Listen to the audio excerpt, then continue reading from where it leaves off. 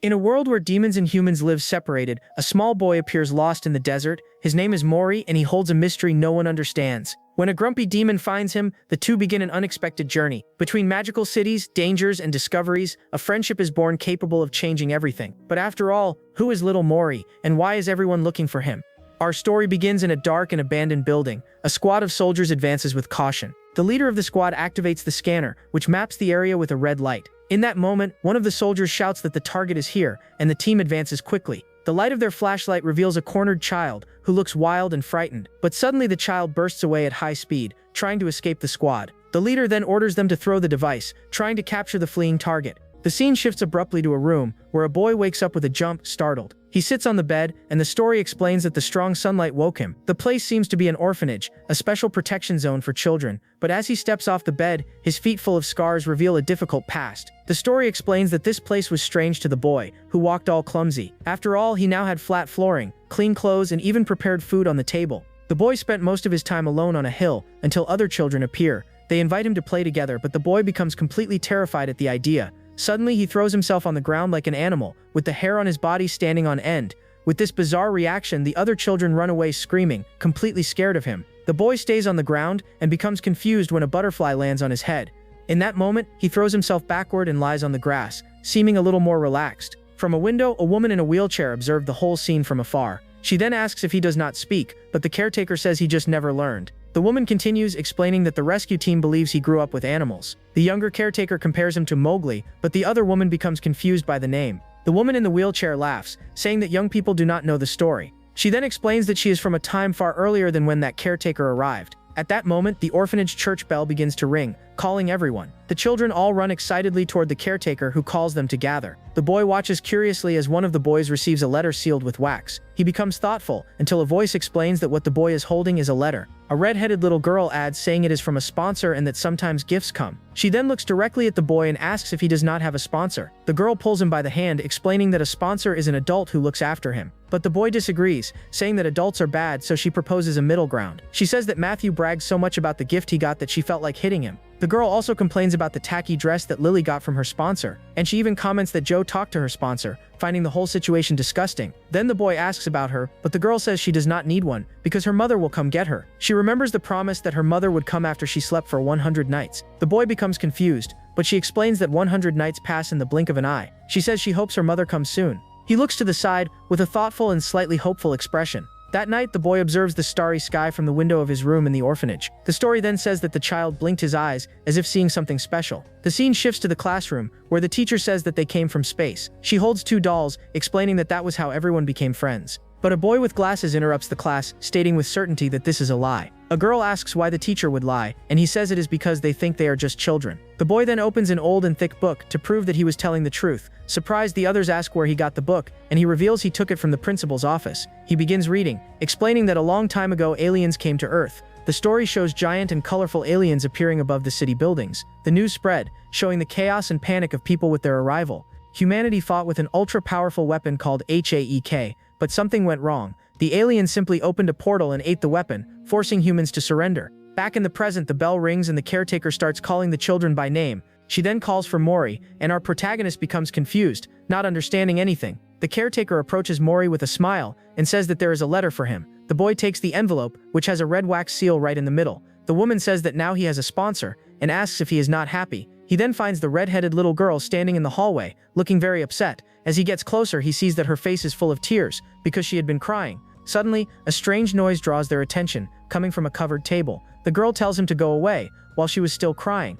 He then begins to walk in circles around the table, very afraid of what might come out of there. The girl remains huddled in the corner, confused by her friend's strange reaction. On the floor, he finds a bitten cookie along with some twigs and flowers. Mori crawls toward the objects, investigating what he thought was a monster's hiding place. The girl then explains that all of that are things she values and kept there. She picks up the cookie from the floor, grumbling with a look of disgust on her face. The girl reveals that the 100 nights have already passed, and that her mother lied to her. The girl cries, saying that now she is completely alone in the world. Seeing her sadness, Mori sits beside the girl in an awkward gesture. Little by little, she calms down, and even manages to give him a small smile. The boy offers the cookie, and she asks if she can really eat that.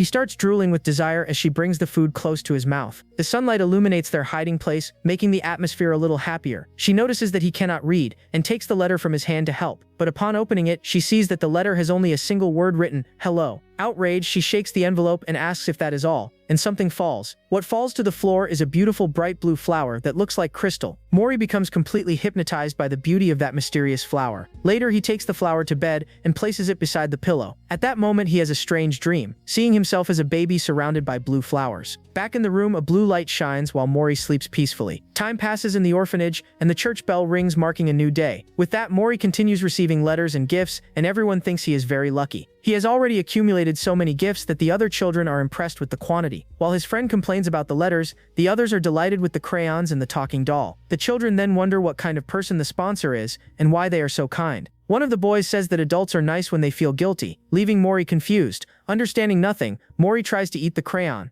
and his friend screams for him to stop now. She calls him dumb and shows the right way, explaining that it is used for drawing. Seeing the color on the paper, Mori becomes shocked as if he had discovered a new world. The scene changes, and the principal invites the children to help wash the clothes on a sunny day. The text explains that it was the principal who called them for the fun task in the backyard. With great enthusiasm, the children roll up their pants and step into the buckets with the clothes. One of the boys is surprised to see that his toes have become all wrinkled, but Mori's friend finds no fun in it and calls the others idiots for thinking that is amazing. Mori, however, seems to enjoy himself greatly, stepping in the water and making soap bubbles. Mori has a lot of fun in the water, and the girl comments that it is amazing. She then warns him not to step too hard, but a voice calls her name, Dina. Confused, she looks into the distance and runs off upon seeing someone, shouting the name Radina. Her face fills with joy and emotion, with a smile from ear to ear. In the rush to leave, the girl ends up knocking over the water bucket by accident. She runs into her mother's arms and screams with happiness, giving her a very tight hug. Her mother holds her tightly, while the other children observe the scene from afar. Mori stands still, with a confused and slightly sad expression on his face.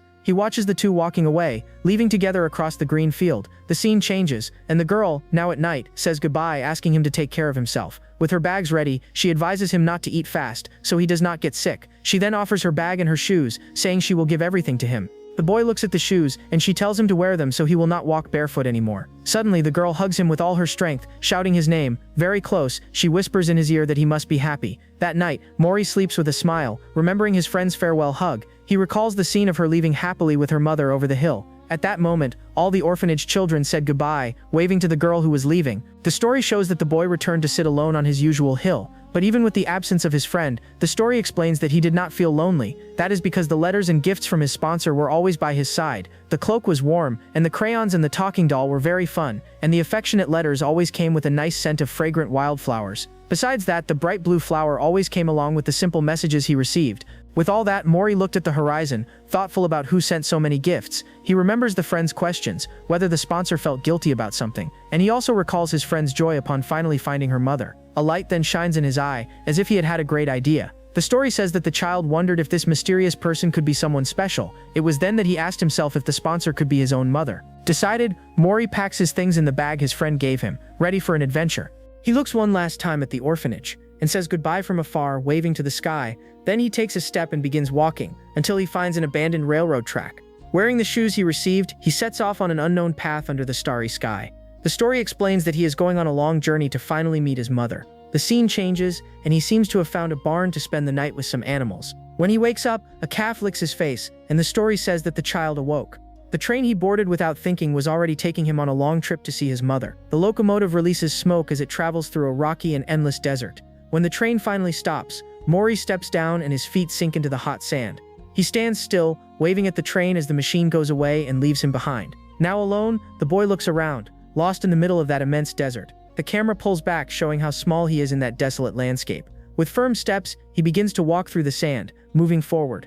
Mori is walking alone on a solitary journey through the desert. Suddenly, Mori hears a sound of falling rocks and hides to see what it is. He looks ahead with a confused expression, not understanding what is happening. In the distance, he spots a group of people approaching in the middle of the desert. At that moment, a gang of bikers appears at high speed, looking like bounty hunters. Mori becomes completely terrified by the frightening appearance of those men. Without thinking twice, he turns around and starts running as fast as he can. The gang then starts chasing him through the sand, surrounding the boy from all sides. The scene cuts to a mysterious man with white hair and a serious expression. He watches the entire chase from atop a rock, mounted on his motorcycle. The bandits surround Mori, and one of them asks what that thing is. Thinking the boy is strange, Another questions how that can be human, since he is too small and weird.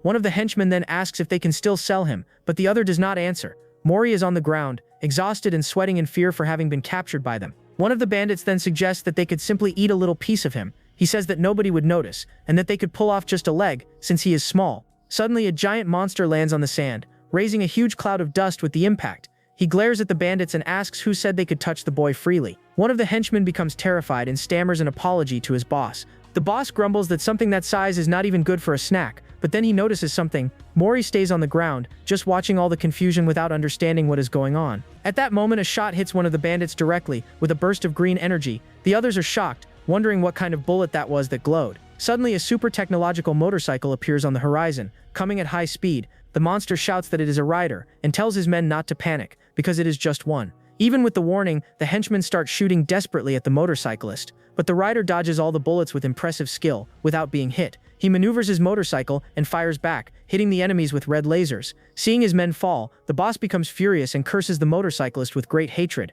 He then charges toward the rider, ready to attack at full force. With a roar of fury, the monster stretches his claw, preparing the final strike, but the rider accelerates his motorcycle, dodging the attack with a very risky maneuver. The monster's strike hits the ground and causes a gigantic explosion of sand and dust. With a confident smile, the boss watches the smoke, thinking he won the fight, but his hand begins to glitch, as if a computer program were malfunctioning. Suddenly he looks up with wide eyes, completely in shock. The rider leaps with his motorcycle above the smoke, in an incredible aerial maneuver. He then activates an energy weapon, which begins to shine with a very strong blue light. A beam of energy is fired from the sky, creating rings of light and hitting the ground. Mori curls up, protecting himself from the wind and dust the explosion caused. The rider lands his motorcycle with a stylish skid, leaving a trail of energy on the ground. The dust clears, revealing a huge crater where the bounty hunters once were. Sitting on his motorcycle, the rider complains that they did that again in his territory. Mori stands right in front of the motorcycle's tire, looking up scared and confused. The mysterious savior turns, and his yellow eyes shine toward the boy. The rider becomes intrigued, wondering what the hell that tiny child is doing there. Mori glares at the rider angrily, but trembles with fear because of the danger. The motorcyclist notices his fear, and his floating robot assistant appears beside him. The artificial intelligence scans Mori, showing that he is scared and nervous. The rider crouches, and the little robot explains that he is a human baby, leaving the biker thoughtful. Suddenly the rider's mask opens, revealing a demonic and smiling face. He greets the little boy saying hello with an energetic and cheerful voice. Mori is left speechless, with a drop of sweat sliding down his frightened face. The rider tells him not to worry, and introduces his robot friend, named Aya. With a bright smile he offers to take the lost boy back home. Mori's eyes shine, full of hope and admiration for his savior. The rider then asks the little boy to follow him, and begins walking through the desert. Mori follows him, and the demon gives a gentle smile, happy to have helped. But alone the rider reveals an evil grin, wondering what to do now. He thinks that although eating humans is not illegal, it is a social taboo to do so. The demon then calculates the price, and says that even if he is small, he still brings good money. He thinks about selling him alive to the caverns, because some lunatic might want him as a toy. In this he notices the boy's clothes, and thinks that, at an auction they would fetch good money. But Mori pokes him, and the rider asks the little one to wait a bit, sounding a bit impatient. He then realizes there is something on the boy's clothes, a strange and glowing symbol. Upon recognizing the symbol, the demon becomes terrified, sweating cold in pure fear. He changes his attitude instantly, and says with a laugh that wow, it's already getting late. The rider apologizes, saying that he is a very, very busy guy indeed. Already on the bike, he asks if Mori knows how to return on his own and celebrates the positive answer. With that, the demon speeds off and disappears on the horizon, leaving the boy behind. He looks back while accelerating, fleeing that place as fast as he can. The rider keeps sweating, thinking that that was the symbol and that he almost ruined his life. His robot then teases him, saying that this is chickening out, but the rider tells him to shut up. He clears his throat, saying that the scare dried out his throat, and the robot offers a drink. The demon grabs the bottle and thanks him, still recovering from the huge fright he had. But upon drinking, he chokes, as if there was something very wrong with the drink. Somehow, Mori clings to the rider at high speed, leaving the demon in a panic. He screams, asking when and how the boy got on the bike, completely desperate. The rider keeps riding and yelling for him to get off, but the boy won't let go. In his desperation, he loses control of the bike and the two tumble badly in the sand. The scene darkens, and sometime later, the demon finally opens his eyes, a bit dizzy. He wakes with a headache and grumbles, seeing several papers scattered on the ground. Confused, he sees that he is covered with the boy's cloak and other things from his bag. The rider keeps sitting, trying to understand what happened after the motorcycle accident. In this, he picks up one of the sheets and wonders what that is, seeming like a letter. Mori then appears from behind the paper, with a worried and slightly scared expression.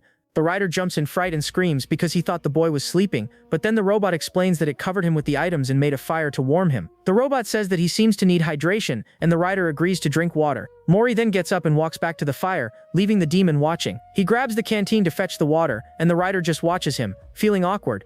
But Mori trips on a rock and ends up throwing all the water into the rider's face. The demon is drenched and speechless, his eyes wide in total shock. Mori becomes terrified, his hair all spiky, thinking he made a huge mistake. In this, he runs and starts gathering his things, and the rider realizes it was him all along. The demon's eyes widen and he stares at the boy with a very serious expression. Mori hugs his things, trembling in fear of the rider's possible reaction. The demon then recognizes the seal of the letter and is certain it is the symbol he feared. The story explains that it is the symbol of one of the 7 fingers, the beginning and the end of the universe. Threatening a bearer of that symbol is like signing one's own death sentence. A bloody image shows the eye of a creature with the symbol carved into its pupil. The rider swallows hard, wiping the sweat from his neck because he knows he got himself into trouble. But even with all the danger, the story explains that the rider was still thoughtful. He looks at the boy, who seems like a kind of silly and helpless human in the middle of nowhere, and he also notices the symbol engraved on most of the items the boy carries.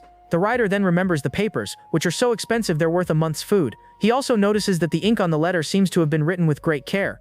With an evil smile, he realizes he can earn a great reward if he delivers the boy, but then the robot warns that the battery is running low, and the rider tells him to go rest. The robot disintegrates and returns to the weapon, and the rider continues his journey with the boy. He then turns to the boy and asks if he understood the plan. With a snap of his fingers, the demon says that saviors like him are rare, and that the boy was very lucky. He continues, saying that he is the only one who knows the area well and can guide him safely. To prove his point, he points to some lizards crying over a grave nearby. The rider starts to explain that when they reach the destination, he will, but the boy gets distracted by something on the ground and moves away, leaving the demon talking to himself. Annoyed, the rider scolds him for not paying attention while he is speaking.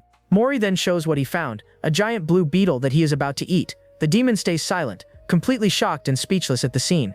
In a panic attack, he grabs the boy and yells for him to spit the bug out right now. The rider lies exhausted on the ground, crawling in despair because of the boy's actions. The rider yells at Mori, saying that eating something like that could kill him instantly. He then holds the beetle and shows it, explaining that the blue legs indicate poison. The demon continues the lesson, speaking of mushrooms and scorpions that are also dangerous. Sitting in the sand, he asks if the boy understood, and Mori nods yes. The rider sighs in relief, thinking that now he wouldn't have any more problems with the boy. But right after, he sees Mori trying to fiddle with a giant and dormant security robot, and then the boy tries to touch a huge carnivorous plant that emerges from the sand. To make things worse, Mori almost drowns in quicksand, covering himself in mud. The demon screams desperately for him not to get upset because the boy is all shiny and clean. Exhausted, the rider throws himself on the ground, wondering what the hell he is doing with his life. Later, he wakes up and sees Mori drawing near the fire, very focused. The rider sits and asks what the boy is drawing with such attention there. Mori shows the drawings, babbling things the demon cannot understand. He then notices a strange name written on a box, and wonders if Mori is a name.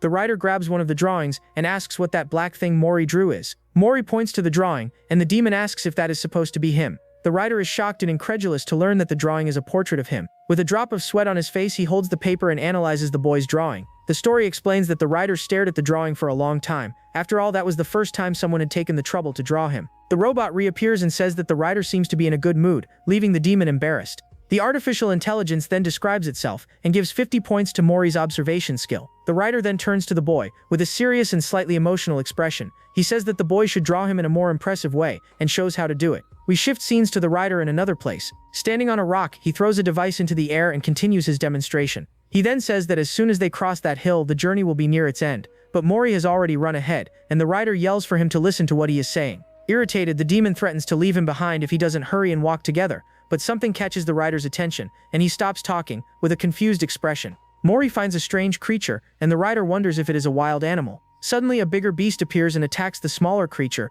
throwing Mori away. The monster's claws catch fire, and it attacks with a flaming strike. The attack creates a gigantic wall of fire, which spreads across the entire area. The writer is shocked, his mouth open in awe at the power of that beast. The intense flame keeps burning, turning the desert into a true inferno. With his weapon in hand, he yells at the boy, asking what the hell he is doing. He then runs toward the fire, while the monster flees with its prey. The rider stretches out his hand, trying to reach the boy before the flames get him. The scene fills with an intense red, showing the rider's silhouette in the middle of the fire. The story explains that the rider panicked at the flickering flames. After all, the child would be charred without leaving a trace if he stayed there. But at that exact moment, the boy's cloak begins to flutter in a strange way, and that made the flames around him disappear, one by one, miraculously. The story explains that it was like a magic cloak protecting him from danger. After the fire dies out, Mori sits on the ground, completely unharmed and safe. The writer is left open-mouthed upon seeing that the bigger creature is caring for the baby. He runs to the boy and asks, stuttering if he is okay after everything. The demon kneels, exhausted and relieved, saying he almost had a heart attack. But suddenly, he turns with a furious look toward the monsters. The writer draws his weapon and curses the creatures, calling them little turds. The bigger beast turns around ready to fight, and the baby hides behind it. But Mori scolds the writer, saying he is acting like the victim after setting everything on fire. He yells that the little monster is also a child, and that it almost became barbecue because of him. The writer points the weapon at both, asking if they are thinking about running away now. In this, the robot reappears and warns that something is approaching from under the ground. The sand begins to tremble, and a gigantic creature, looking like a dragon, emerges from the earth. The colossal monster rises, its blue eyes shining in the desert darkness. The writer is shocked and curses, because he realizes that that is the adult of the species. He then stands in front of Mori, determined to send him back before fighting. The robot warns that the monster is coming, and the writer prepares for impact. The giant creature then crouches in front of them, seeming calm and gentle. The monster lowers its head, bowing before the writer and the other creatures. The demon becomes embarrassed and tries to threaten the beast, but the robot asks why he is yelling. Mori then approaches one of the creatures, which seems a bit confused by the situation. The little creature gives him a huge yellow crystal, which shines with a strong light. The boy opens his bag and stores the gift, while the others watch the scene. He then pets the creature with a feather, and it becomes all happy and bouncy. The writer is shocked, not understanding why they are circling around the boy. The creatures then climb onto the bigger monster, which begins to sink back into the sand. The baby nestles against the large beast, seeming happy and safe beside its family. The writer watches the scene, and Mori turns to him, holding his cloak tightly. The demon explains that he almost died today, and that he only survived because of the cloak. He says that the cloak is magic, making fire disappear and regulating temperature. The writer then advises Mori to be grateful to whoever gave him the cloak, and the boy agrees. The writer grumbles, unable to believe he is surrounded by cute and glowing creatures. Later, he lies down to rest near the fire, while Mori stays awake. The boy stares at the demon sleeping, with a thoughtful and slightly worried expression. The writer then calls his robot, asking it to show the data about humans. The artificial intelligence projects a holographic screen, loading all the information. The robot shows the data, which include the life cycle and DNA structure of humans. The writer looks at the data and agrees, seeming to understand a bit more about the species. He concludes that if humans reproduce, then this child must also have a mother. The story explains that humans appeared while the masters of the earth were away, and that they wanted to believe everything belonged to them, even other human beings. The writer thinks that, seeing how things reach this point, the powerful do not care. He turns to his side with an irritated expression, thinking about the cruelty of humans. Meanwhile, Mori is already sleeping deeply. Covered by his warm and magical cloak, the demon moves closer and watches the boy sleep. With a softer look, he then reaches out and holds Mori's little hand in an unexpected gesture of affection. The boy's little hand squeezes the demon's finger, creating a bond between the two. The scene shows the two sleeping together near the fire, as if they were father and son. The writer wakes up and watches Mori sleep, with a thoughtful and determined look. While he sleeps, the boy turns and nestles into the demon's arm, surprising him. He then lies down again, with a smile on his face, seeming to have made a decision. The scene changes, and a voice says it will find him. The writer and his robot watch Mori sleep, and the voice confirms that it will, without any doubt. The scene changes again, and Mori wakes up lying in a lush and peaceful green field. He sits on the grass, looking around, confused by the sudden change of scenery. The boy looks at the sky, and then at the field, trying to understand where he ended up. Suddenly, he widens his eyes upon seeing something approaching from afar. The camera focuses on Mori, who seems sleepy and with his face crumpled from so much sleep. The writer holds him and asks if he woke up, while riding the motorcycle through the desert. He points forward and tells the boy to take a look at what is coming. The scene reveals a giant city, surrounded by imposing rocky canyons. Upon arriving, Mori is impressed by the food and the bustle of the city. The place is built in the middle of a canyon, with bridges connecting the cliffs. Suddenly, a group of demons surrounds the boy, saying he is the cutest thing. They introduce themselves and ask how the little one is doing, all enchanted with him. Mori gets embarrassed, while the demons comment on how small and adorable he is. The writer then picks him up and yells for them to get out, saying it will cost them dearly. He grumbles that Mori stands out more than he expected, and the robot agrees. They enter a kind of bar, and the writer walks through the place with the boy in his arms. A woman named Valentine approaches and asks what is going on with the writer. She asks when he decided to raise a human, and the writer warns that he is not food. The demon then shows the letter and asks if she has ever seen that symbol anywhere. She explains that the symbol is used as payment, and that they are probably in the city. The writer is shocked and asks where they are, and Valentine says it is right there. The woman then strokes Mori's hair and comments that the man she saw also had black hair. Valentine asks why they would come here, and the writer asks for accommodation for 50. The two start arguing about the price, and the writer yells that 35 is enough. Irritated, Valentine stands up and says he will not fool her again like last time. She grabs his face and makes a counteroffer, saying it is take it or leave it. Defeated, the writer throws the money on the table and the other demons laugh. The robot suggests selling a battery, but the writer says it would be a waste. He then gets irritated at the idea of selling the boy's things and letting him go hungry. Mori hands him the crystal, and the writer asks Valentine how much it is worth. She recognizes the object and reveals that it is a Tomas stone, leaving the writer surprised. With a single touch, the woman breaks the crystal into 3 pieces easily. The writer is terrified by what she did, with his hair standing on end from fright, but she asks him to calm down and tells him to look closely, because the crystal fixes itself. Valentine explains that it fixes itself, feeds on light, and glows in the dark. The writer asks if it is expensive, but she says it became so popular that it has no value anymore. He grumbles and gives the stone back to Mori, saying that was what he thought too. Writer drops the stone on the floor, and it rolls and stops near another person. The boy then walks toward whoever picked up the crystal without any fear. He and the mysterious creature touch the stone at the same time, creating a moment of connection. The boy sits down, and the masked demon watches the little one with curiosity. The creature reveals itself with a frightening appearance, but it seems gentle near the boy. With wide eyes, the masked demon says that the boy is adorable. He then starts playing with Mori, lifting the boy by the ribbon of his hood. Suddenly, the creature grabs the boy tightly. He opens a magic portal and pulls Mori inside, with several hands grabbing him. The boy rubs his eyes and sees the masked demon watching him from the darkness. Mori is terrified, with a drop of sweat running down his frightened face. The creature then vanishes into the shadows, taking the boy away from the bar. Left behind, Mori begins to cry and scream in fear in the middle of the darkness. He keeps crying, with tears running down his face, feeling alone and lost. The writer hears the crying and turns around, with a shocked and worried expression on his face. The writer looks around and wonders where Mori went, somewhat concerned. He yells the boy's name, wondering where that kid went now. One of the demons grumbles, while the masked creature disappears behind a curtain. The masked demon looks back, as if hiding something important. The writer jumps to his feet,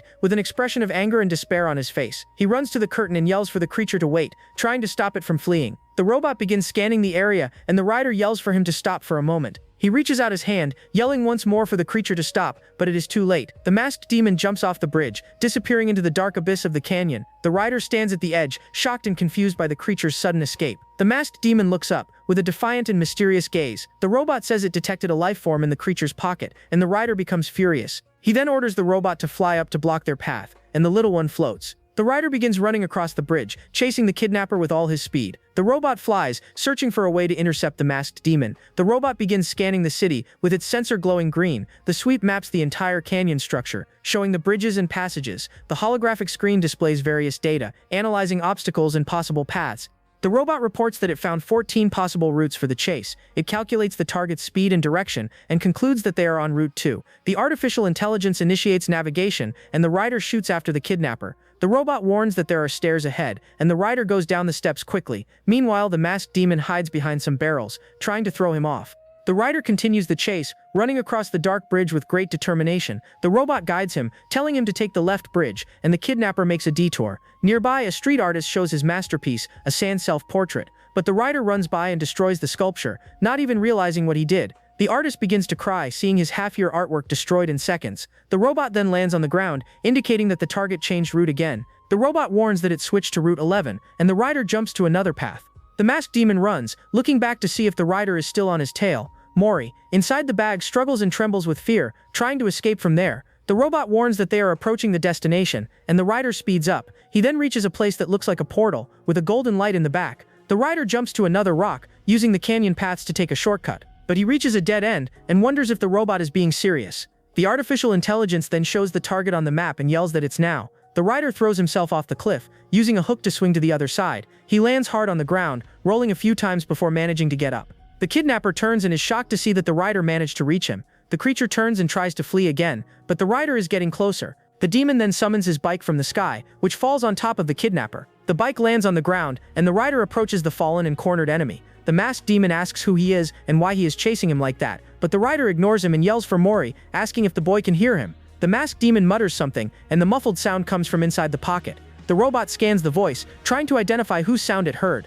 With 98% certainty, it confirms that it is Mori, and the rider yells in anger. He demands that the creature return his human, but it pretends not to understand. The kidnapper says he doesn't know what he's talking about, with a calm and cold voice. He continues, saying that this is something he has raised since forever, and provokes the rider. The robot warns that Mori's fear level is rising, making the rider even more furious. He points the gun, and orders the creature to stop talking nonsense and take the boy out of there.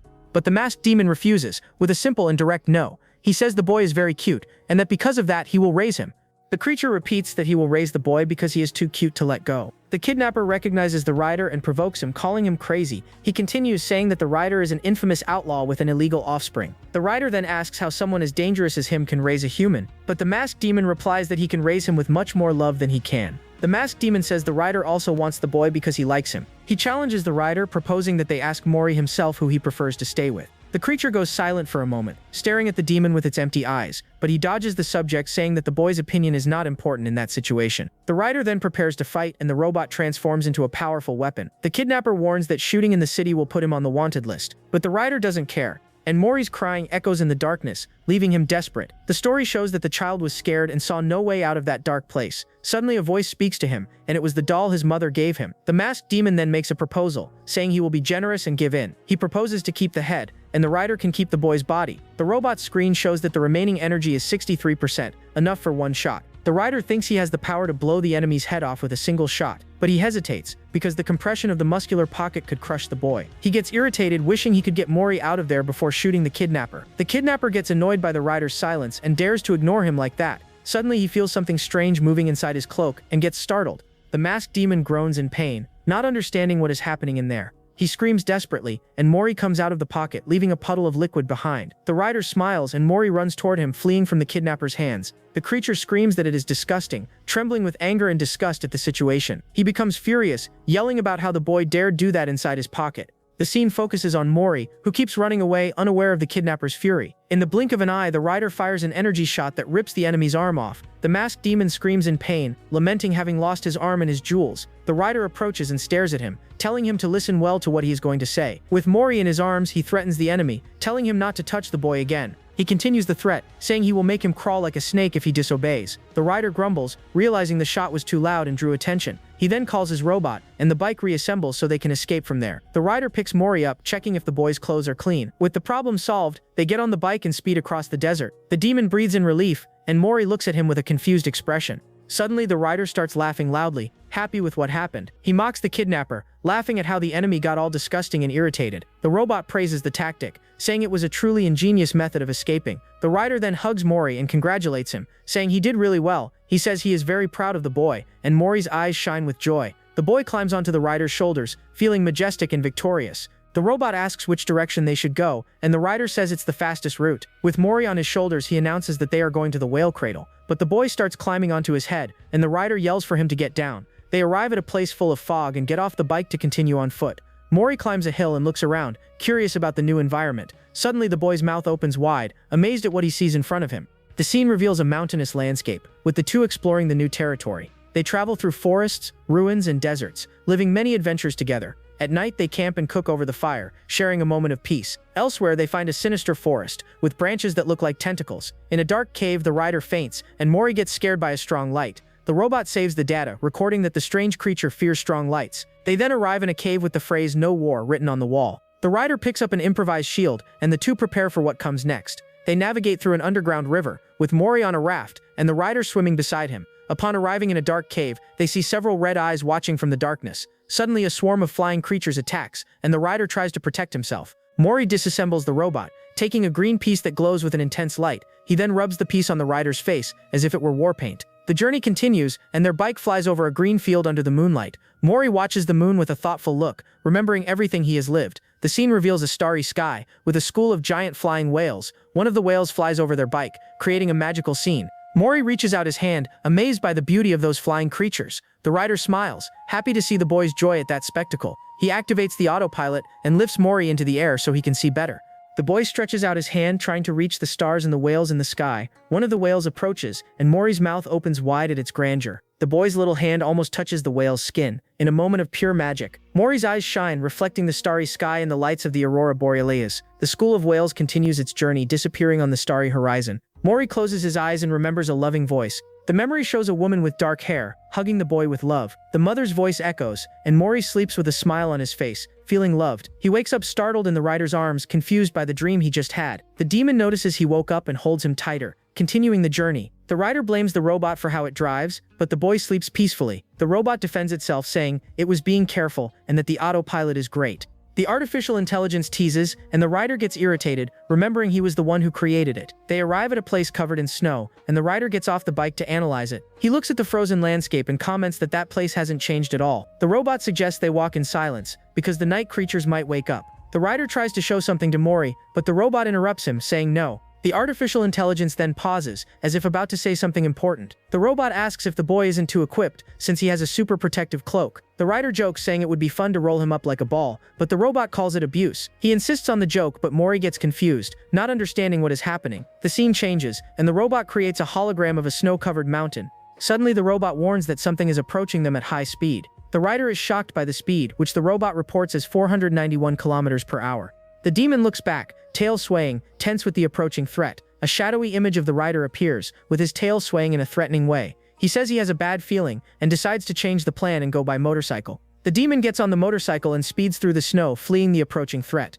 The robot reports that the distance is decreasing, and that 2 minutes remain until arrival. With 53 seconds left, Mori looks back with an expression of fear and concern. The robot warns that it can already see the target, and the rider accelerates even more. He then turns and prepares the weapon, ready to attack whatever is coming. The rider fires a green energy beam, trying to hit the enemy pursuing him, but the shot explodes in the air, as if it had hit an invisible and powerful barrier. The demon is shocked, and a sphere of dark energy forms in front of them. The snow begins to be sucked into the sphere, which turns into a black hole. A mysterious figure emerges from the snow, wearing a white overcoat and a black hat. Mori is frightened, with a drop of sweat sliding down his innocent face. The figure stares at the rider, with an imposing and threatening presence in the blizzard. The rider is shocked, for he has never heard of a hunter who could use black holes. The rider gets irritated, not believing they hired someone so strong because of a few little shots. The mysterious hunter observes from afar, while the rider flees with Mori on the motorcycle. The demon hugs the boy tightly, determined to protect him from danger. A creature with a blue helmet turns, watching the scene in silence and mystery. The rider asks the robot what the chance of winning is, and it answers that it's only 16%. He is shocked by the low percentage, but the robot says there is still a margin of error. The demon knows the chances are accurate, and recognizes that the enemy is very strong. He decides he needs to avoid a frontal fight, so he doesn't risk the boy's life. In this case, he needs to take a drastic action, and risk everything at once. With the weapon in hand, he yells that it's now or never, ready for all or nothing. The rider fires a hook at the mountain, and uses the momentum to jump over the abyss. The motorcycle flies through the air in a dangerous maneuver to try to lose the hunter. The enemy simply watches from afar, standing in the snow, as if waiting for something. The rider then yells at the robot, telling it to release the power limiter. The motorcycle's panel displays a warning, and the robot reports that it is accessing acceleration mode. A warning appears on the panel, showing that the motorcycle is entering super speed mode. The robot warns to be careful with fractures, and the rider's weapon glows with energy. A blue beam of light descends from the sky, creating energy rings and opening a crater. The explosion creates several holes in the mountain, releasing a powerful blue energy. The rider celebrates, saying the enemy is reacting and that they can manage something. Mori is frightened, and an avalanche of rocks and snow begins to fall toward them. The giant avalanche almost hits them, and they continue fleeing at high speed. The demon speeds up the motorcycle, with the boy in his arms, trying to escape the pursuit. The motorcycle flies through the snow, with the robot in front, guiding the way at high speed. The rider yells for Mori to hold tight, while the boy screams in fear and adrenaline. Suddenly, the rider turns with an expression of surprise and concern on his face. The robot warns that it is seeing the ice bridge just ahead, their objective. The rider fires an energy beam in the hunter's direction, trying to slow him down. The shot opens a path of energy, but the enemy keeps approaching. The hunter then creates a blue energy sphere, preparing for a counterattack. The sphere of energy moves toward the ice bridge, creating a path. The rider realizes that for some reason the hunter has no intention of attacking. He understands that if they can reach the bridge, they might have a chance to escape. The demon looks forward, his eyes shining with hope and determination, but suddenly the hunter appears in front of the motorcycle, blocking their path. The rider is shocked, and the enemy attacks him with impressive speed. The hunter grabs the rider's throat, choking him with absurd strength. The rider tries to break free, but the enemy's hand is too strong and he cannot. The hunter lifts him into the air, leaving his feet dangling without touching the ground. The hunter continues pressing the rider. The figure then approaches Mori, who is curled up and frightened on the ground. The hunter stretches out his hand, ready to grab the defenseless boy on the ground. Mori stares at him with eyes full of tears, scared of what might happen. Suddenly the hunter notices something and turns, with an expression of surprise. The rider jumps from the cliff and attacks the enemy with a powerful flying kick. The hunter manages to defend himself, but the impact of the blow throws him far away. The rider falls to the ground, injured but determined to protect the boy at all costs. He stares at the enemy and asks if he doesn't know that place with a defiant look. The scene shows the broken ice bridge, with the two staring at each other from opposite sides. The hunter advances, ready to continue the fight against the wounded demon. Suddenly a giant flying whale emerges from the snow. The hunter throws the rider toward the whale, using the demon as bait. The robot warns that it is retrieving the motorcycle, while the hunter watches the scene. The creature shakes its head as if disappointed. Mori wakes up and calls for the rider. With the robot floating at his side, worried, the rider opens his eyes, dizzy, and wonders if he fainted during the commotion. The robot explains that it was lack of air, and the rider asks how Mori is. The artificial intelligence praises the strategy, saying that waking the whale was a good idea. The rider stands up and asks where they are now, looking around confused. He looks at the landscape with a serious expression, trying to recognize the place. The scene reveals a floating city, with a giant black sphere in the middle of it. The robot reports that they have arrived in the city, the final destination of their journey. Mori points to the city, amazed by the sight of that floating place. The rider asks if they should go to the entrance, but the robot advises him to disguise himself. He then pulls off a piece of hair from a dead creature to use as a disguise. The demon adjusts the fake hair, preparing to enter the city without being recognized. He calls Mori and says that everything is fine, ready to start the new phase of the mission. But Mori gets confused, not understanding why the rider is wearing that weird hair. The rider gets confused, not understanding why the boy is acting that way. Mori starts running in circles, and the rider asks what came over him all of a sudden. He picks the boy up and yells that it's him, the rider, but Mori remains scared. The robot explains that he does not recognize him because of the hair, leaving the rider irritated. The artificial intelligence then suggests a solution to that unexpected problem. The robot places itself on the boy's head, and the two hide under the cloak. The rider then puts Mori on his shoulders, and the three become a bizarre figure. They walk through a giant hallway, and the robot complains that the two are noisy. Upon reaching the end, they find a reception, and a voice says, "Hello." A creature without a body welcomes them and asks how it can help them. The robot reports that they are there to find Patch, the owner of the symbol. The rider reaches into the boy's pocket to get the letter, and he groans in pain. The robot then hands over the envelope with the seal, proving that they have permission. The receptionist creates a hologram and asks which of the symbols they are looking for. The rider is shocked, for he did not know that the insignia could be used by several members. The robot wonders which one they should go to, not knowing which to choose. He looks at the hologram, trying to identify which of the locations is the correct one. Mori then rummages through the bag, as if searching for something important inside. He takes out the blue crystal flower and offers it to the receptionist, somewhat shyly. The flower glows with a blue light, seeming to hold some special magical power. The receptionist turns, as if she recognized the object the boy showed. She then says that there is only one person they can go to with that item.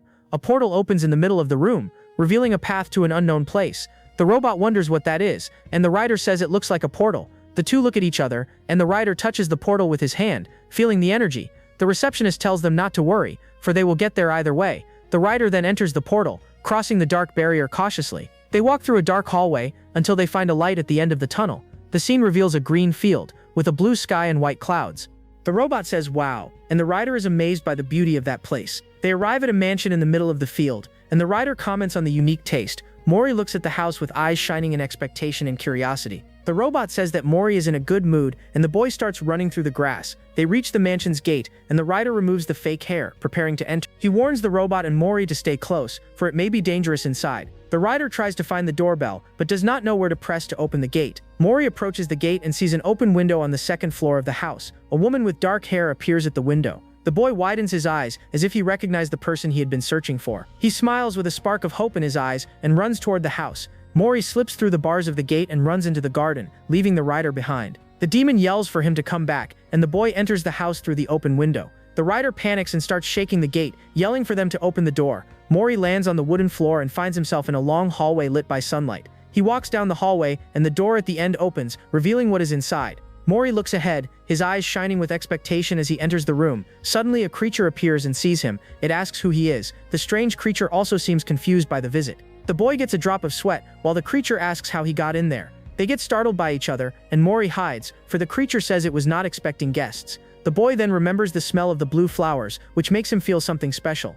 He turns suddenly, as if he had an idea to solve the situation. The creatures try to stop him, asking him to wait, but Mori does not listen. He runs through the hallway and opens a double door at the end, determined to continue. Carefully, he peers through the crack of the door, curious to see what is inside. His eyes shine with a purple reflection, amazed by the scene he finds. The room is dark, but several golden eyes shine in the darkness, watching the boy. Mori stands still in the middle of the room, looking forward, not knowing what to do. He then remembers his friend's hug, crying with happiness upon finding her mother. The creature with angel wings turns around, and Mori stays there, frozen, waiting for a reaction.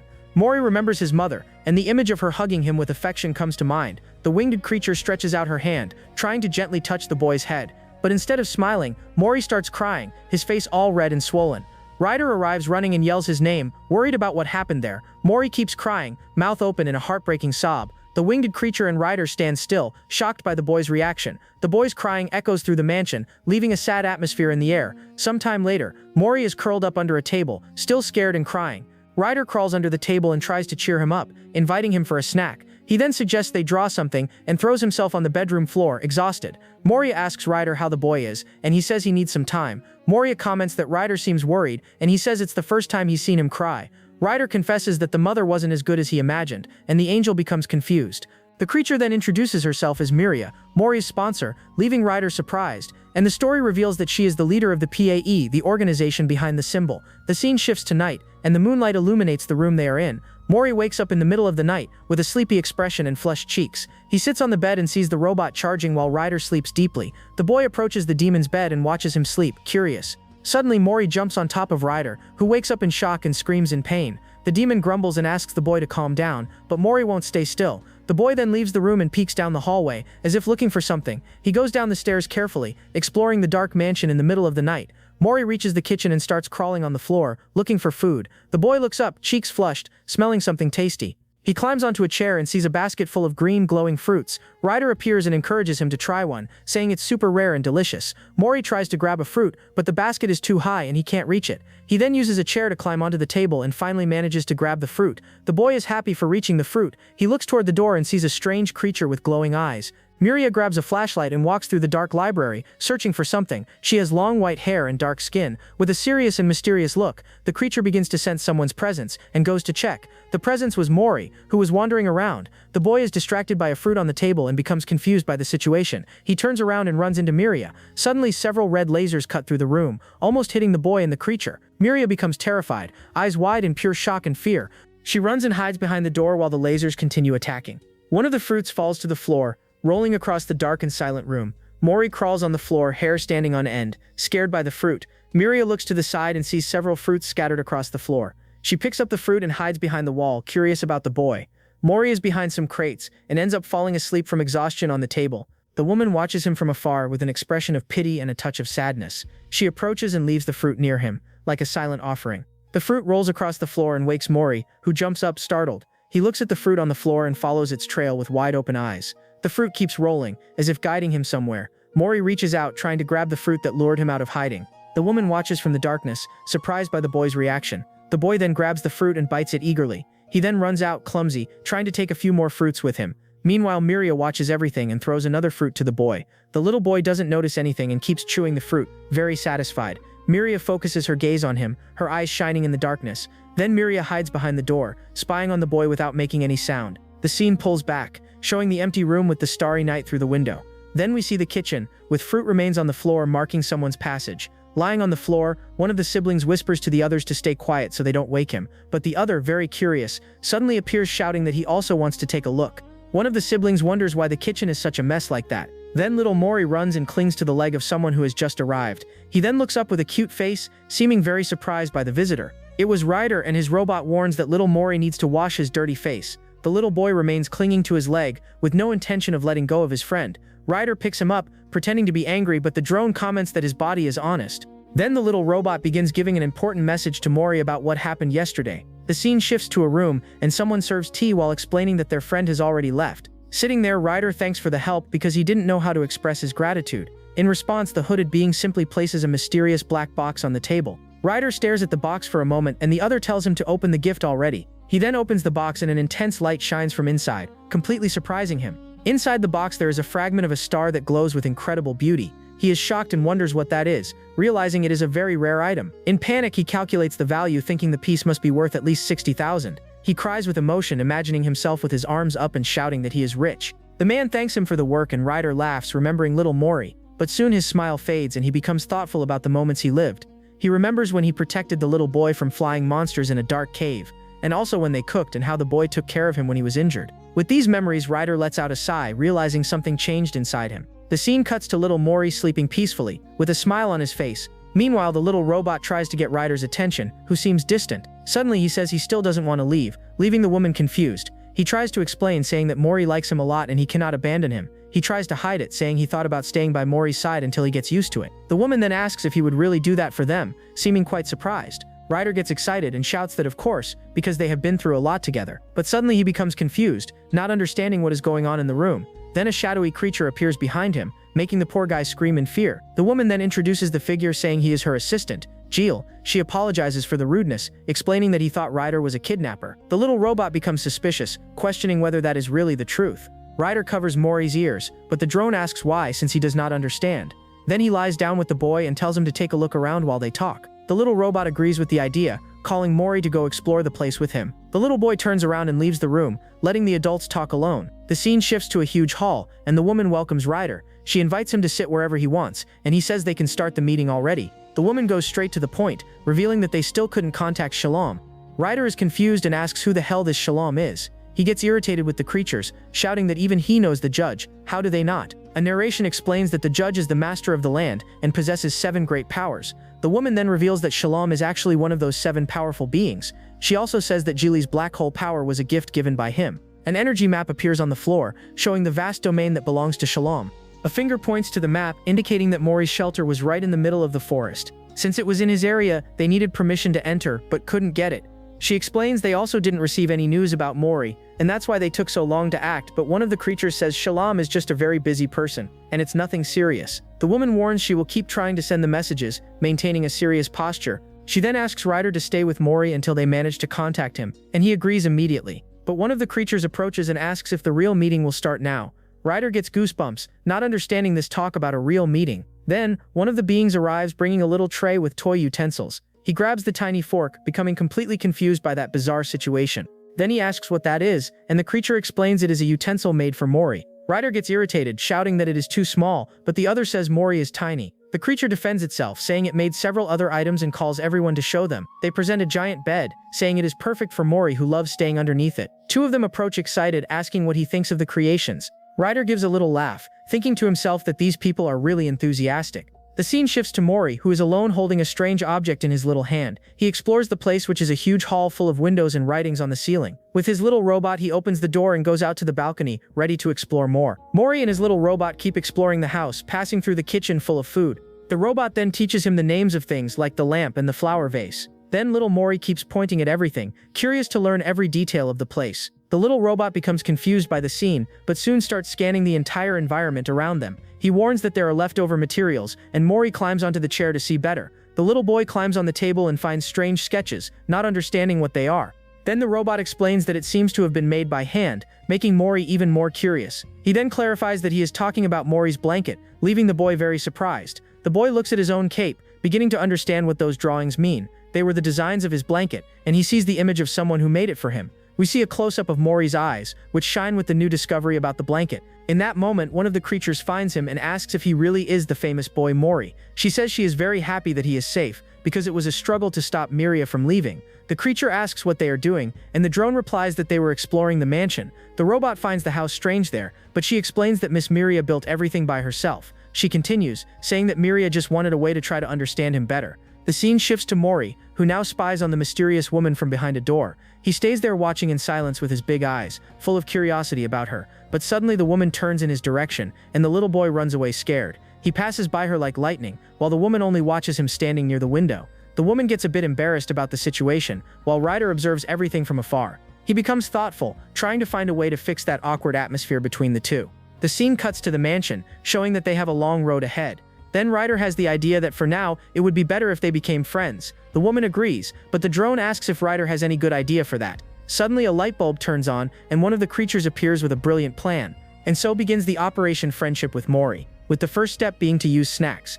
The woman tries to approach, calling Mori and offering him some cookies, but the other creatures arrive first and already fill the boy with cookies and affection. Ryder eats a cookie and says this is easy, announcing the next step of the plan. The second step of the plan is to show interest in the boy's favorite items. In that, the woman decorates herself with Mori's things, thinking the idea is perfect. Ryder tells her to walk near him, while the drone notices one of the boy's drawings. She walks beside Mori, who eats a cookie, and he notices the items on her clothes. The boy becomes terrified, and she apologizes and says she will return what she took. The third idea is to use a familiar appearance, and Ryder bets on his bike to impress. He asks his robot to bring the bike, and the small machine materializes the vehicle instantly. Ryder then teaches the woman to ride it, telling her to hold tight and press a button. But the bike shoots off at full speed, taking Miria and leaving the creatures desperate. The plan goes wrong again, and Mori now pilots the robot as they move to the next one. The fourth challenge begins. They need to recreate how they became friends, but they seem confused. Then the duo arranges the reenactment. One will be the villain, and the other saves the boy. Little Mori is sitting alone when suddenly a sinister figure appears in front of him. Seeing the scene unfold, the demon warns that the time to act has come. In that moment, the improvised hero bursts into the room yelling Mori's name to scare the villain. But the plan goes wrong because the boy has already knocked out the enemy alone, leaving everyone shocked. The villain gets up irritated, complaining that the agreement was just intimidation. After several failed attempts, the scene shifts to a dark and rainy night. Now the little boy is already in his bed, sleeping deeply and peacefully. He seems to be in a very heavy sleep, resting calmly after a busy day. Suddenly, he begins to have a nightmare with soldiers and a disturbing vision. The boy wakes up in a jump, sweating cold and with eyes wide open in pure panic. He is looking around the dark room, still trembling in fear. A strong lightning bolt lights up the room, followed by a loud noise of something breaking outside. Very scared, the boy gets out of bed and goes to investigate the source of that sound. Meanwhile, in another room, Ryder is very focused, working on a holographic panel. The little boy walks alone through the dark hallway, passing by an old clock and a window. He curls up in fear, trembling while hugging his own body to feel safe. Then he sees a light coming from a half-open door and decides to peek carefully. Inside, he finds Miria relaxing in a rocking chair in front of the fireplace.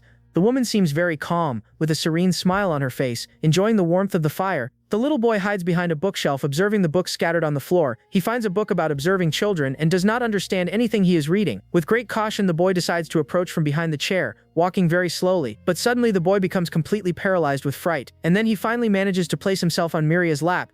On her lap, the boy was still a little scared. Miria hugs him, and little by little his fear begins to fade. Now calmer, Mori looks up with his big eyes, full of curiosity. The boy then nestles into her lap, feeling a familiar and comfortable scent. Miria continued sleeping. While the boy was on her lap, he settles into her arms, feeling totally safe and protected there. In that moment, the little one lifts his head and stares at the figure with his bright and curious eyes. His huge eyes reflect the firelight, while an idea begins to form. In that moment, he understands everything and thinks that that figure is like a mother to him. Time passes quietly, with the sound of the fireplace warming the comfortable environment. Suddenly, the woman wakes up startled, realizing she ended up falling asleep. She thinks it is already late and that she needs to return to her own room soon. But when she looks down, she is shocked to see that the little boy fell asleep on her lap. She panics, wondering why Mori is there and since when. Desperate, she thinks about what to do and considers calling Ryder and Aya for help. But the boy moves, so she decides to stay quiet so she doesn't wake him. Seeing the boy snoring softly, her expression calms and she watches him sleep. With that, the woman hugs him gently, deciding to take care of him for now.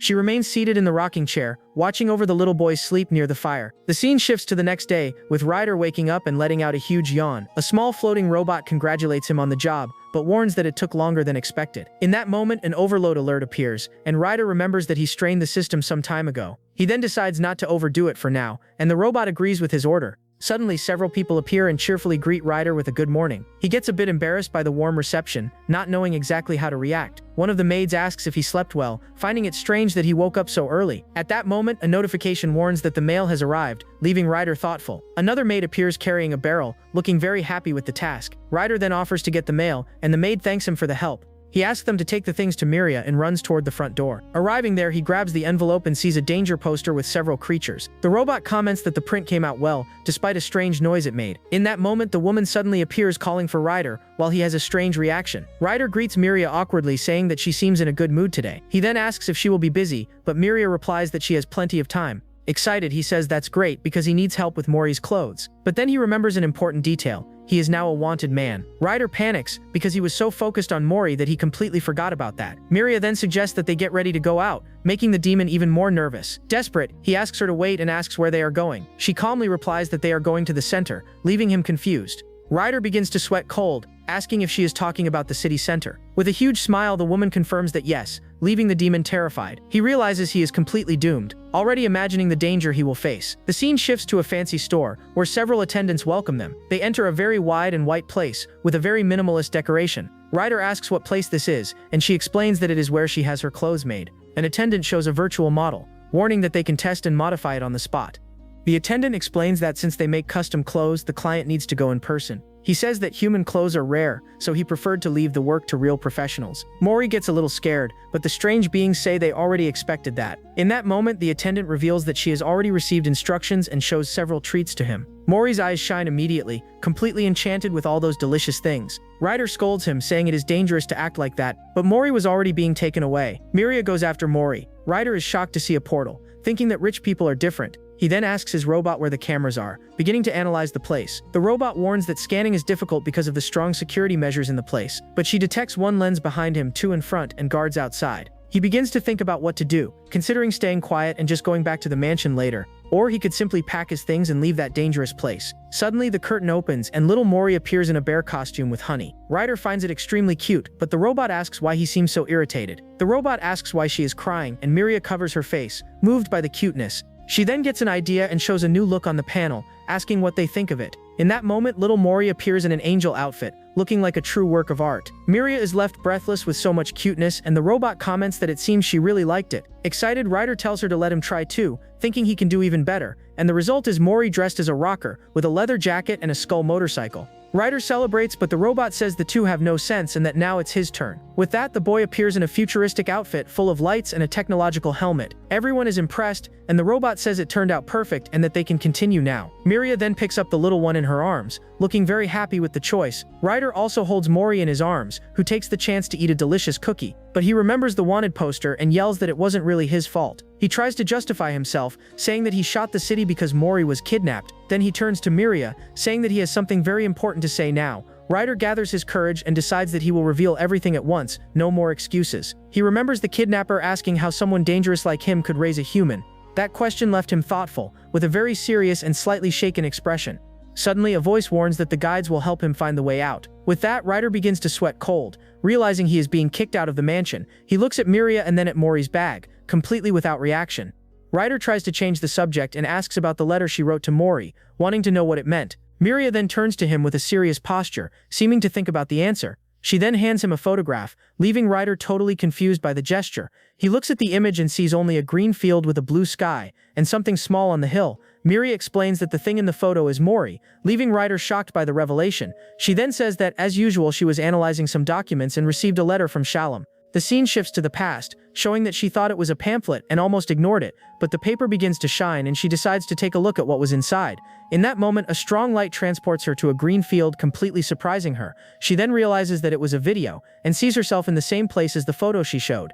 In the video, she spots the orphanage, and then something small on the hill, not understanding what it was. But looking more closely, she notices someone sitting there on the grass. It was little Mori, and the sight of that cute child left her completely stunned. She becomes amazed, thinking how something could be so round and perfect like that. The video then ends, and she explains that that was exactly what she thought at the time. Miria holds the photo gently, remembering that first moment when she saw him. With a small smile, she turns to him, finishing the story of how everything began. She then explains that they filmed from afar because Mori was scared of the camera and was looking at an ant. Ryder asks if the story isn't a bit boring, but she says no, leaving him embarrassed. He stays silent for a moment and thinks that this is a good beginning for them. He then grumbles, comparing himself to someone else, but doesn't finish the sentence. The scene returns to the store, and an attendant suggests a type of fabric for Mori's pants. Suddenly the lights go out, and Miria apologizes, saying she will turn them back on now.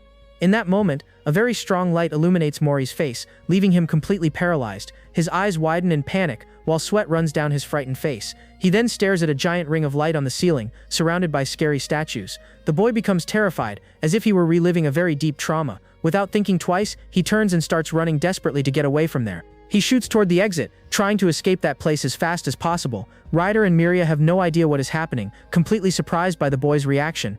The little one runs past a tall and shadowy figure without even looking back. But in his haste, he ends up tripping badly and falling hard onto the stone floor. Fallen on the ground, he looks up with an expression of pure terror on his face. The figure is revealed, and it was just one of the attendants with a lamp head. Seeing the scene, Ryder runs shouting Mori's name, desperate about the situation. The robot shouts, warning that if Ryder goes out now, he will be discovered. But he doesn't care about the warning and shoots outside, running through the futuristic city. With a serious face, he only thinks about reaching Mori before something bad happens. In that moment, a city security drone appears, doing its routine patrol. The robot's light turns red, indicating that it detected an intruder in the perimeter. The reflection in Ryder's eye shows that he realized he was spotted by security. Suddenly, Miria grabs him from behind, pulling him with surprising strength. She then holds him and extends her hand, seeming to use some kind of power. The scene shifts to a cosmic space, with Mori floating among magical blue flowers. Back in the store, Ryder shouts Mori's name, who finally wakes up from the trance. Worried, they ask if he is okay, and if he hurt himself anywhere during the fall. The robot warns that his pulse is racing, while Ryder examines him desperately. With his eyes full of tears, little Mori begins to cry, unable to stop. Using her power, Miria transports all of them back to a safe and dark place. The scene darkens, and the image shifts to his tiny hand holding one of the letters he received. Back in the room, the little boy now sleeps peacefully, with both of them taking care of him. Miria becomes thoughtful and comments that the problem doesn't seem to be just because of the light. Ryder agrees, explaining that the light from his weapon is much stronger and never caused this. The robot reminds them that even when Ryder set everything on fire, Mori didn't have this reaction. She then reveals the reason they use more candles than electric light in the mansion. She explains that it was because of the records, which said that Mori's friend used candles. The robot confirms, showing that Mori reacts to spotlights, and Ryder remembers the cave. In that moment, he realizes that the store light was also a very strong circular beam, right? Miria becomes thoughtful, understanding that the circular light was the cause of all the panic. The scene changes, and we see the trio researching ways to help Mori with his trauma. They gather to read a book, trying to find a solution to the little boy's problem. Meanwhile, little Mori stays on the floor drawing, completely unaware of all the confusion.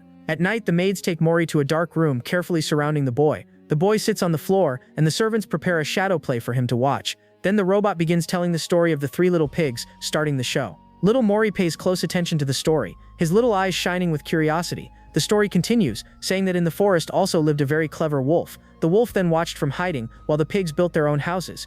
Hidden, Ryder observes the whole scene with a little smile, finding the situation funny.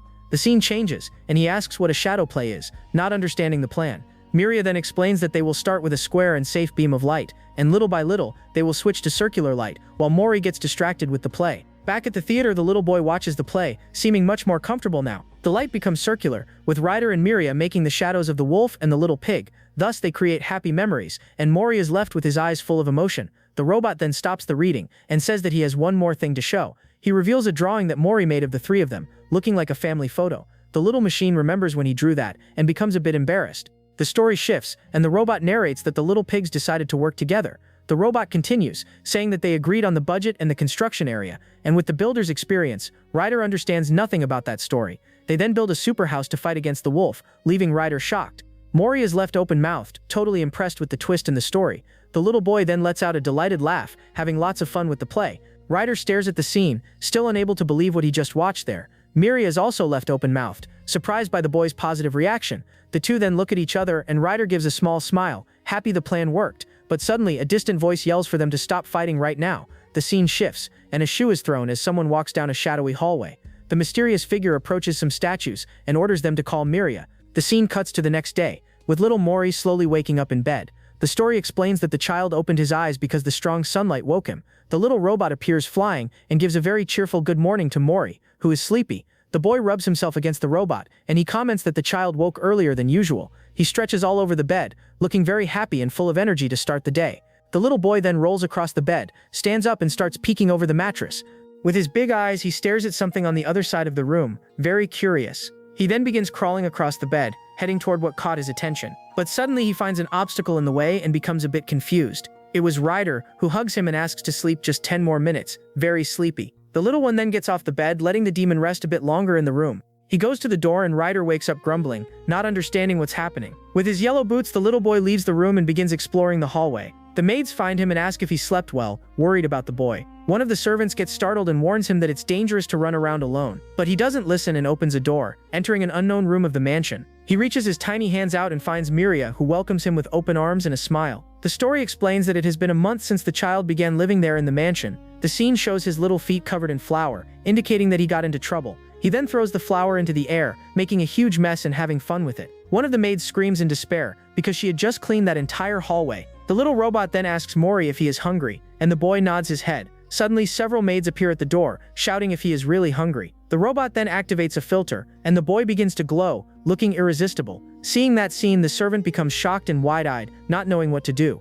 Without wasting time, the head maid begins chopping vegetables at an absurd speed. She then prepares an incredible meal, with a presentation worthy of a king. Then several spoons fly toward Mori, who opens his mouth to eat everything. Satisfied and full, the little boy floats around the room, all happy and relaxed. The mysterious figure approaches, and Mori faces her with his face dirty with flour. She then takes him to the sink and holds him to wash his face carefully. But she pours too much water, and the robot complains that she's washing him like laundry. After the bath, the little boy peeks through a door and sees Miria working at the desk.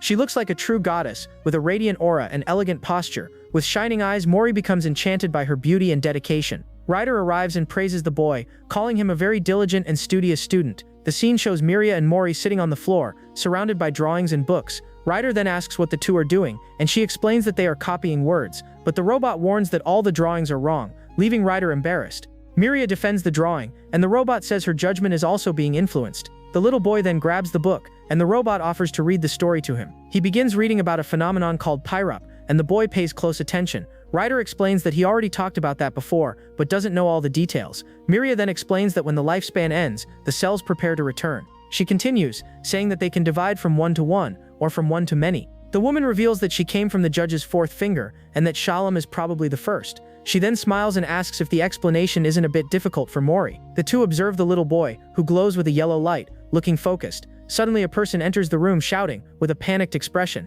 It was one of the servants, yelling that Mori was scribbling on the wall again. He then hands a cloth to the boy and tells him to clean the whole mess himself. With her eyes full of tears, the maid mocks him, thinking he wouldn't cry. Miria scolds him, and Geely warns that he will tell everything if he doesn't stop disobeying. Suddenly a notice says that the mail has arrived, and Ryder yells that he will get it. He shoots down the hallway, leaving Miria surprised by his speed and excitement. The woman stands still in the hallway, not understanding his reaction.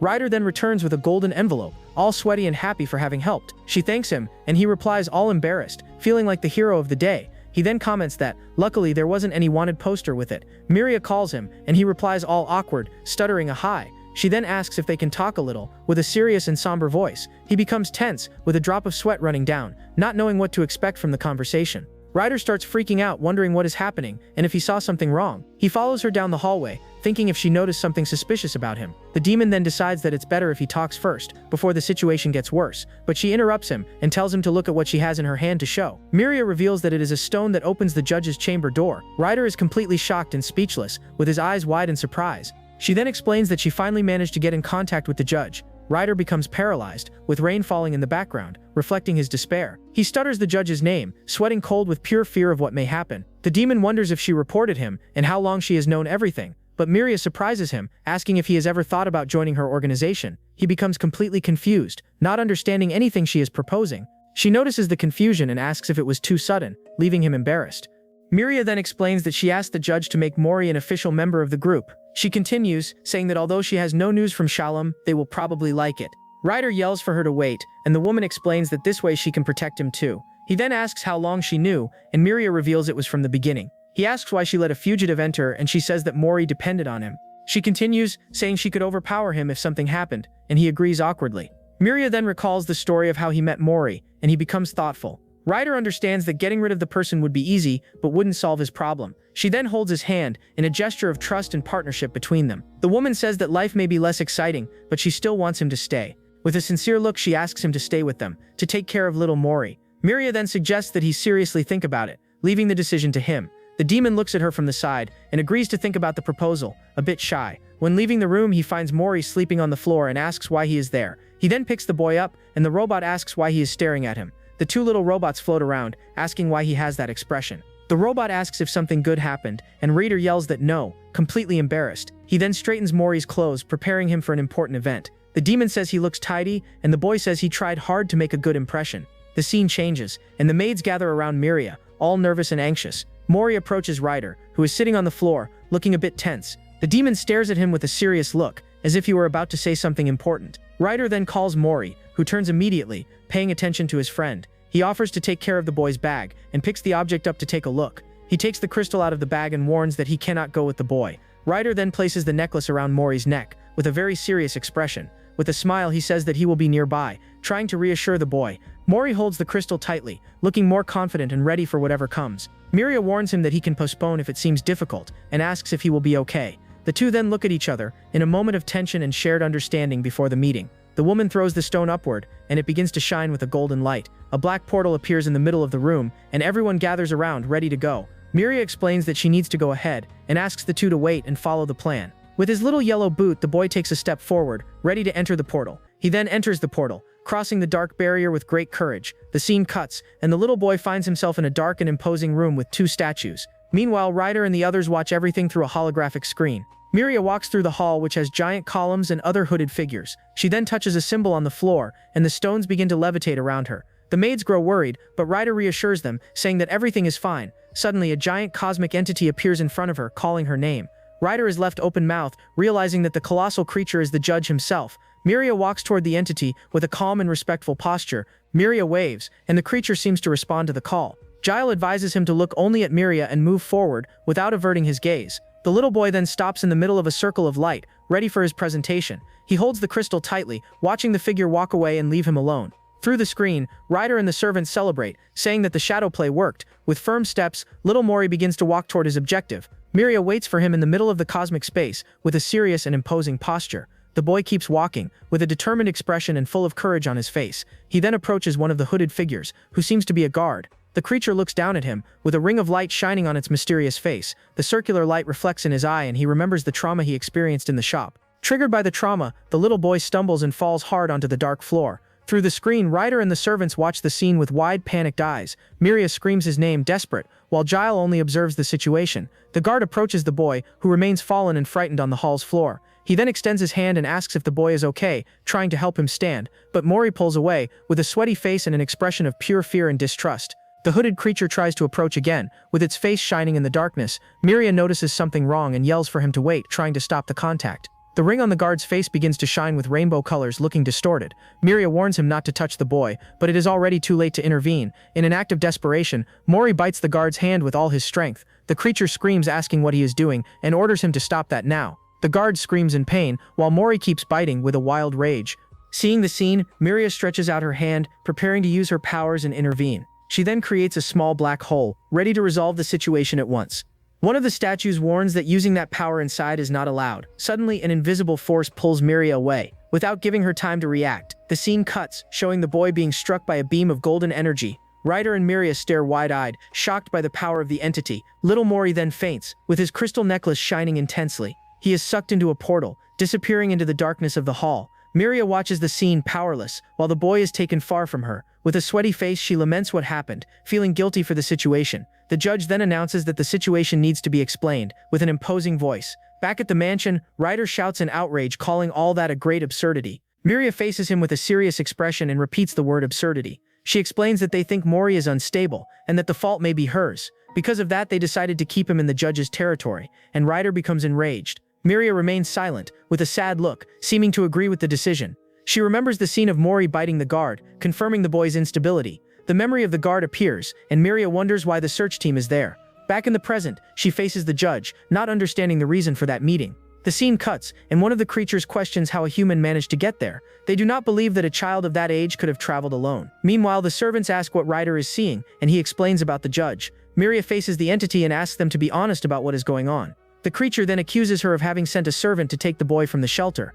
Miria is shocked and denies it, shouting that Mori left the shelter on his own. The judge questions how such a small child managed to cross the border. She then reveals that she made special clothes for him, and that is why he managed to pass. The entity asks if she did it on purpose, and Miria yells no, not at all. She defends herself, saying she only wanted him to grow up healthy and protected. Miria explains that she sent a servant to look for him, since she had received no news for months. She continues, saying that a traveler brought him to the city, without giving more details. The creature then asks where this traveler is now. Miria begins to explain, with a serious and slightly nervous expression. Ryder follows everything through the screen, with a worried look at how things are unfolding. She reveals that the traveler is no longer in the city, making the situation more complicated. The judge asks if there is no way to prove it, and Miria confirms that there is not, with no way out. The entity then reminds them that the traveler lost sight of the child in the city center, and that the boy was almost kidnapped by a citizen, which left him very frightened. The creature continues, saying that he used force and could have gotten hurt. Miria admits she was careless, feeling guilty for everything that happened. The judge then decides that the human does not qualify and must be sent back. Miria tries to argue, asking them to take the child's emotional state into account. She screams, saying that the human area is different and that he would not survive. The creature then asks about the human and what he can do to fend for himself. The judge questions whether Miria also thinks he cannot communicate properly. She then defends Mori, saying that he can express his emotions clearly. The entity says it will consider it, and that the judge will prioritize his happiness. After the tense meeting, Miria prepares to leave the judge's chamber, very tired, but suddenly a shadowy voice calls her, coming from a dark and mysterious mist. The scene shifts, and she floats through a cosmic space with cities hovering in the background. A powerful voice declares that that is an order from the judge, and the scene focuses on her and Mori. In a vision of the past, she offers a book to the little one, and hugs him tightly. The voice asks whether she will endure the end, since they do not live forever like she does. The memory then reveals Miria crying as she embraces a person with white hair. So that's it, guys. If you like the works we bring here, don't forget to leave a like and subscribe to the channel to support us. That way we can bring more videos to you. See you next time.